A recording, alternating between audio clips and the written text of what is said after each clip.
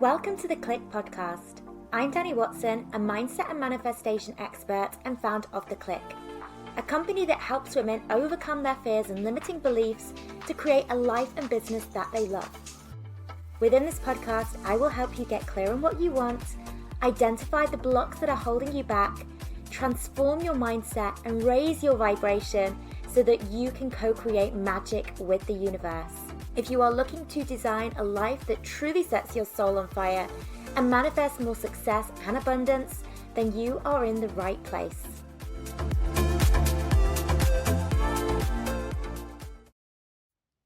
Hello ladies, and welcome to a brand new week. For this episode, I want to dive into the importance of tapping into your feelings in order to manifest more. I want to explore how allowing ourselves to feel a certain way is going to help our desires manifest more quickly. Now, often when we think about our desires, the things that we're wanting it to call into our life, we think about them from this place of lack, as in, I want something and I don't physically have it yet. And we often think of the physical thing when we think about our desires. So let's say, for example, you want to manifest a dream home. You know, we think about the physical manifestation of that home, or we want to manifest a dream business or dream career. We think about sort of the physical things that will change within our lives when we have that dream business or career. And the physical side of things, that's almost like the final part of the manifestation process, right? Like when you physically have it in your reality, that's when it finally becomes a done deal. It is physically there. And that's kind of when we see our manifestations as complete. But actually, I want to invite you to start seeing your manifestations as a done deal when you get to the part where you feel as if it's already yours. Because essentially, by this stage, it is a done deal. As soon as you can connect with your desires from that place of, I have this, I feel like I have this, I know this is mine, I feel like it's already mine right now, then it's just waiting for that physical desire to actually show up. By this point, it is a done deal. There's no choice but for your desires to work out. So let's tap into this idea of feeling like your desire is already yours then. Because as I said, most people, when they think about the things they want to manifest, they think about that physical thing. But if we kind of think about, why do we want anything in life? Like, why do we want the dream home? Why do we want the money in the bank? Why do we want the dream relationship or the healthy body or the amazing business? We want these physical things to show up in our life because we want to feel a certain way. And often we feel like we need to wait for the physical thing to show up in order for us to feel a certain way. Okay, it's almost like we're reliant on the physical manifestation to feel a certain way. But law of attraction, it has to come the other way round. You have to feel the feelings first. The inner world needs to change first before the outer world can actually change. Okay? And then the great thing about doing it this way around is that ultimately the real thing that you want to achieve, which is how you want to feel, that's ultimately what we really want. We don't just want to have the dream house for the sake of having it.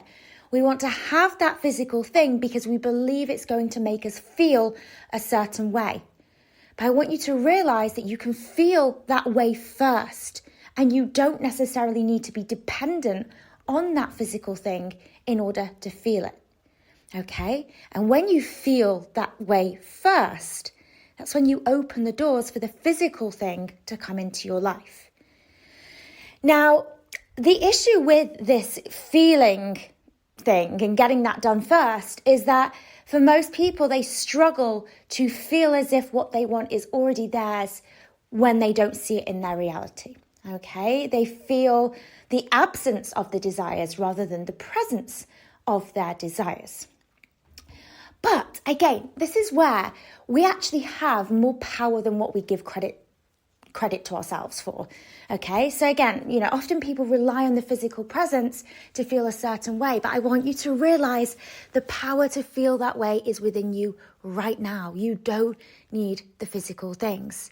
Okay, don't hand your power over to things that are external to you. Okay, don't hand your feelings and your emotions over to something that is external to you. Recognize that power to tap into the feel-good feelings, the feelings of joy, the feelings of abundance, the feelings of satisfaction, of success, all of that, the ability to feel it all is within you right now. Okay?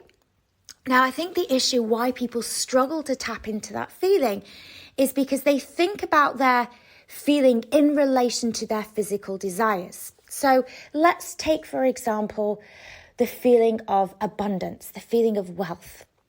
Okay, they think about the physical desire perhaps being money, and they think, well, in order to have money, I have to feel that abundance right now.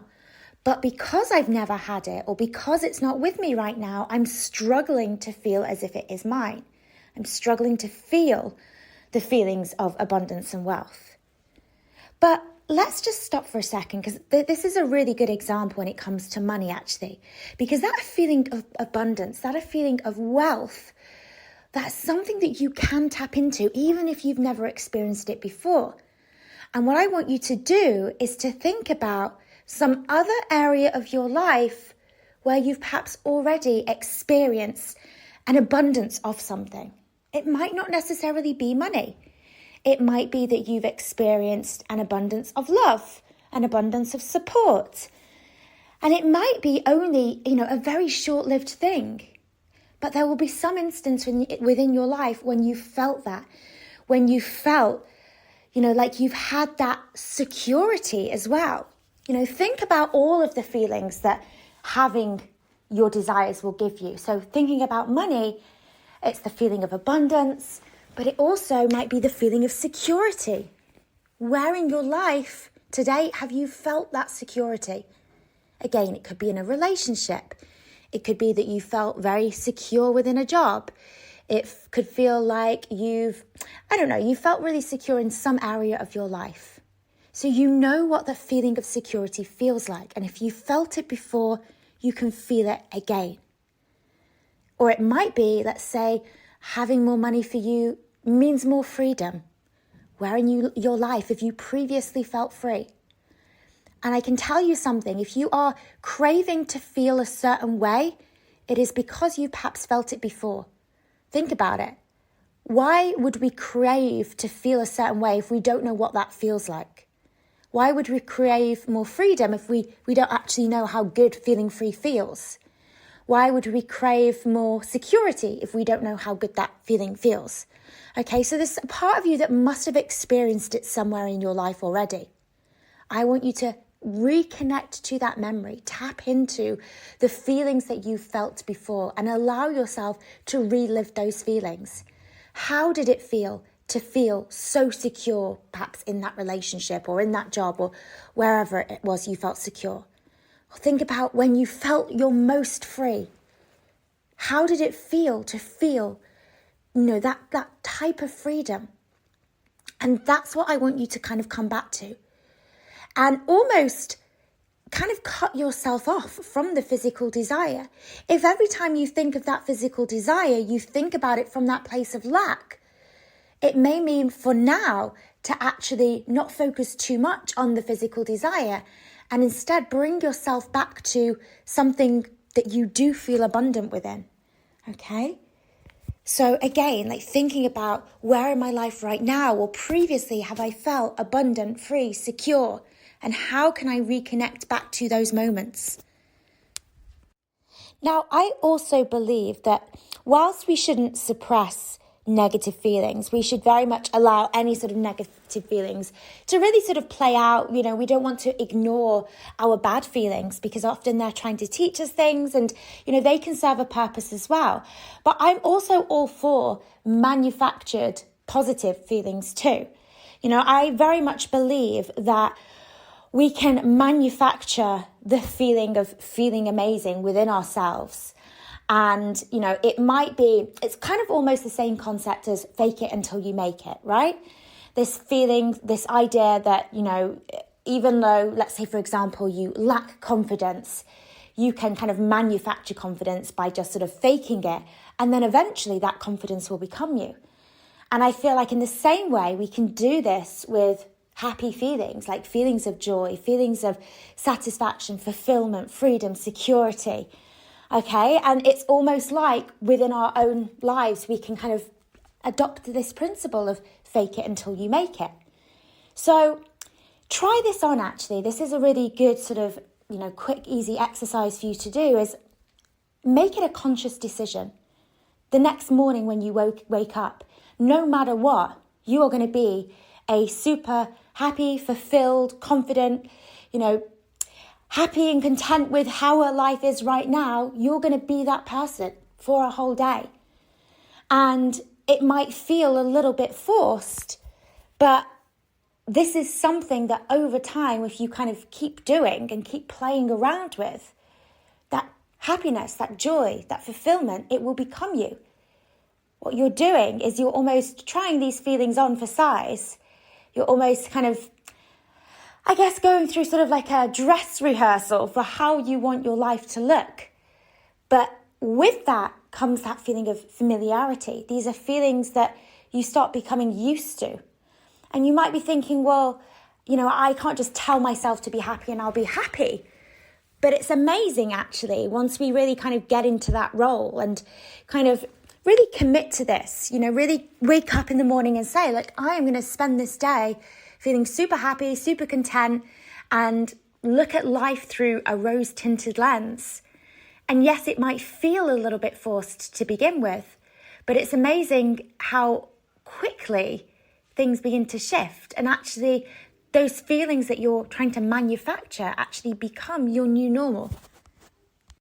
I think a big part of this is actually just the idea of really getting intentional with how you want to feel during a day.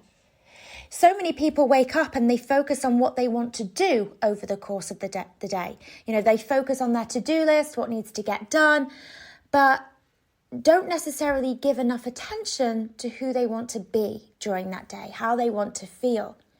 And if you lead with your feelings as a priority, the things you need to do actually become a lot easier. And the things you want to have will come into your life much quicker when you lead from how I want to feel. Many people, nobody would actually wake up and say, today I want to feel stressed. I want to feel overwhelmed. I want to feel discontent. I want to feel flat. I want to feel sad. Nobody intentionally wakes up and says, I want to feel those things. Yet often we find ourselves feeling those things anyway. And why is that? It's because we just allow the day to get away with us, and how we feel, there's perhaps no kind of intention behind that. It's almost like we are a product of our emotions rather than seeing ourselves as the captain of our own ship. Rather than seeing ourselves as in power and in control of how we feel like we are the victim to our emotions. And I want you to realize it doesn't need to be that way. We can completely take control of our feelings just by intentionally making a choice of, I choose today to be positive. I choose to have, a good day today. Now, this episode is actually going to be a slightly shorter episode than normal, because what I would really, really like you to do, rather than now kind of bombarding you with more sort of tips or information, I want you to actually go away and integrate what I've just told you. Because honestly, if you do this can really change your life. Okay, so there's two things. The first thing from the first part of this episode was really thinking about your physical desires and how you want to feel. Like, what is it that you want that desire for? Why do you want to have that certain physical desire? It's because you want to feel a certain way. So I want you to identify, what is the main feeling here I am trying to connect with? Why is it that I want this physical thing? What is it I want to feel as a result? And I want you to start to identify where you felt that before and start to relive those memories, reconnect with that feeling. If you felt it before, you can feel it again. You can feel it right now. You don't need the physical thing to show up for you to feel it right now. And start allowing yourself to feel those feelings right now. Okay, so that's the first thing. And then the second thing is that I want you to consciously choose how you want to feel through your day. When you wake up in the morning, make it your first mission to decide, today I am going to feel, and whatever it is that the feeling that you want to kind of connect with. Okay, so maybe it's, I want to feel joyful, I want to feel free, I want to feel whatever it is, it doesn't matter. But I want you to consciously choose to feel that way. And as you're going about your day, just kind of constantly reminding yourself, today I'm choosing to feel happy. How in this moment right now can I feel happy? Okay, so you're just giving yourself those constant reminders throughout your day. And yes, it might feel a little bit forced. It might feel, manufactured. It doesn't matter.